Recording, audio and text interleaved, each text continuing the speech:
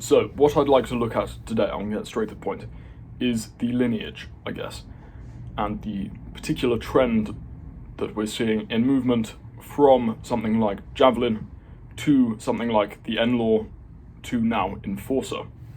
So, for those who don't know, Javelin, NLAW and Enforcer are all shoulder-mounted missile systems for taking down armor. And initially there was Javelin. So the manner in which it works, the manner in which all of these work are simple.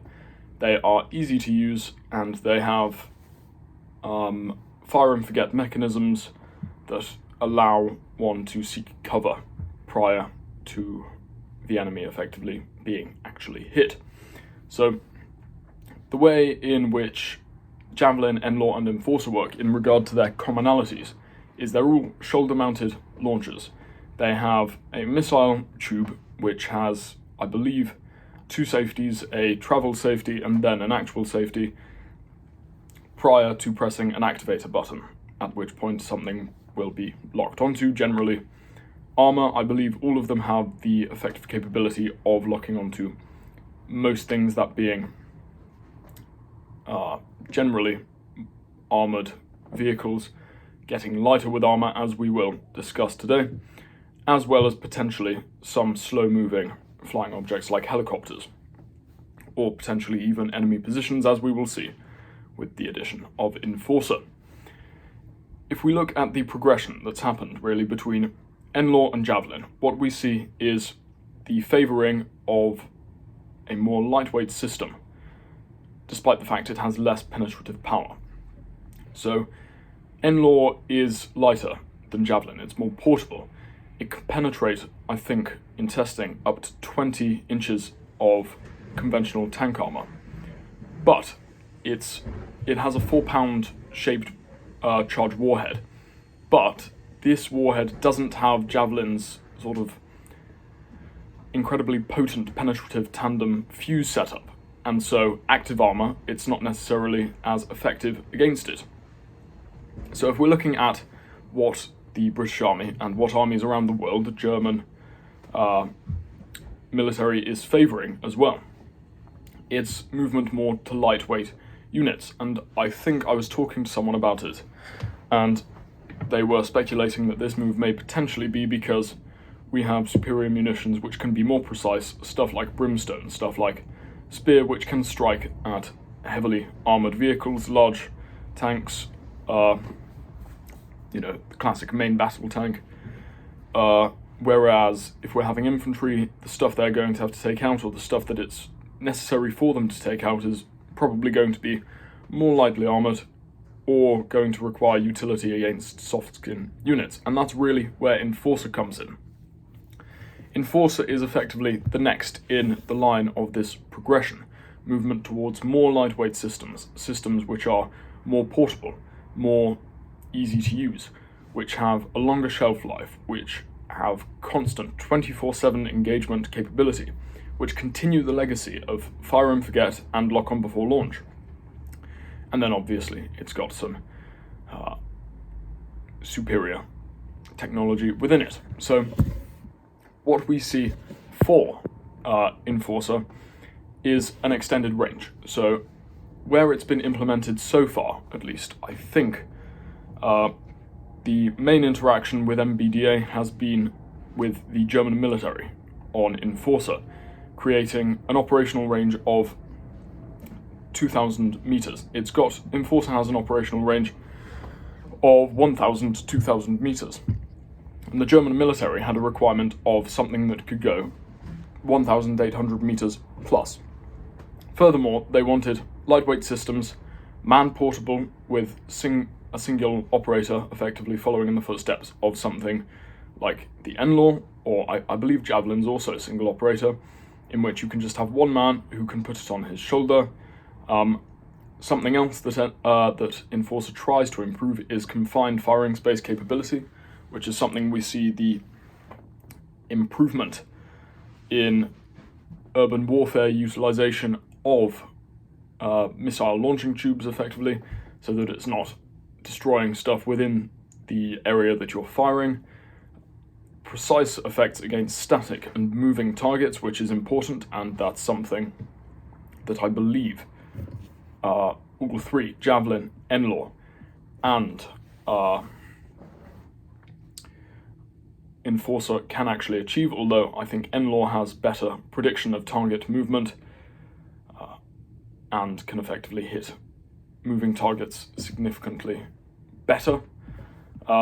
What else we see with Enforcer is the continuation of the firing arc.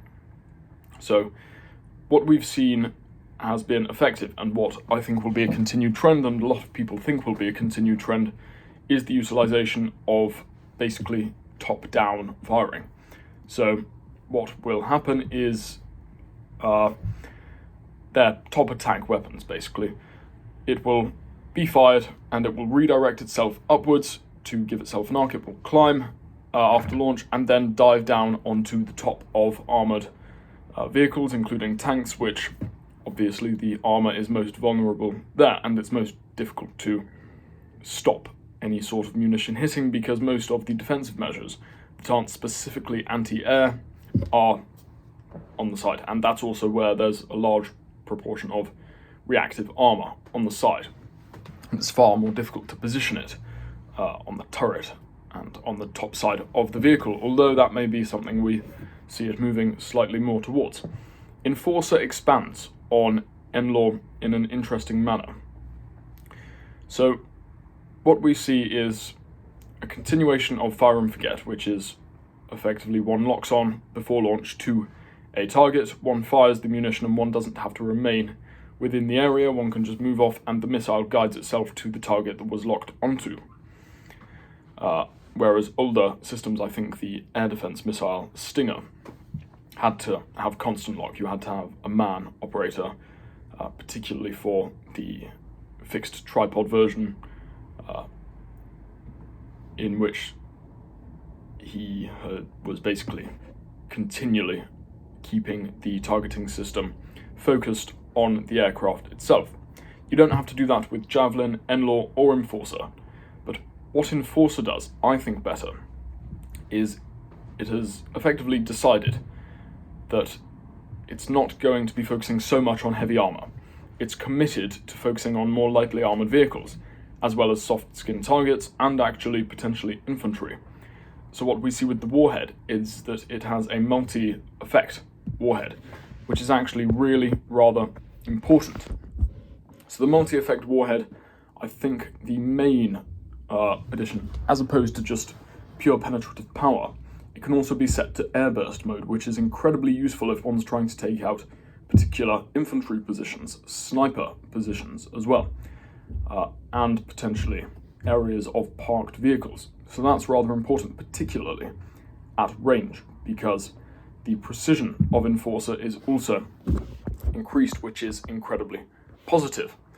So this airburst capacity, rather than as well as being able to perhaps cover a larger range, despite the fact that Enforcer is even more precise, means that one can hit hidden targets and targets behind cover, because it's not necessarily locking onto something specific, it's locking onto an area and then airbursting above that area, which is incredibly important. And through this, actually, they have managed to, or they say they have managed to reduce collateral damage because of this superior precision in general, despite the fact it has an airburst mode that they think makes it really more useful. In regard to the launch system itself, so for those who don't know, Enforcer is the actual missile that comes out. It's an Enforcer system, it's an Enforcer launcher system, the actual shoulder-mounted launcher, but the missile that comes out is Enforcer. So the missile itself has a length of less than a meter, a diameter of 90 millimeters, and a weight of less than 7 kilograms, which is incredible, and that's incredibly useful. The unit as a whole is incredibly light.